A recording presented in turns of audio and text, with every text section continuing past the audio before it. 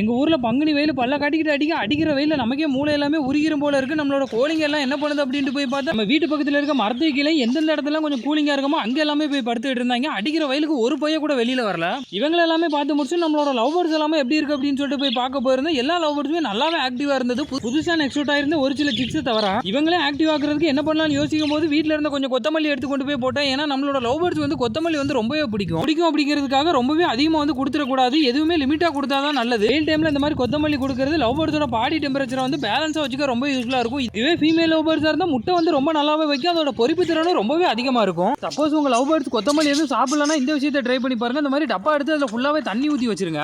அந்த தண்ணியை வச்சு அதோட பாடி டெம்பரேச்சரையும் பேலன்ஸா வச்சுக்கும். அதுவும் நல்ல ஜாலியா இருக்கும். பார்க்குற நமக்கும் ரொம்பவே ஜாலியா இருக்கும். இதுல இருக்கிற ஒரே கெட்ட விஷயம் என்ன அப்படின்னு பாத்தீங்கன்னா லவ் பேர்ட்ஸோட வேஸ்ட் எல்லாமே அந்த தண்ணியில போட்டு மறுபடியும் தண்ணியை குடிக்கிறனால லவ் பேர்ட்ஸ்க்கு ஏதாவது டிசீஸ் வரதுக்கு நிறைய சான்ஸ் இருக்கு. இந்த ரெண்டு விஷயத்துல உங்க லவ் பேர்ட்ஸ்க்கு நீங்க எதை ட்ரை பண்றீங்க அப்படின்னு சொல்லிட்டு கமெண்ட் பண்ணுங்க.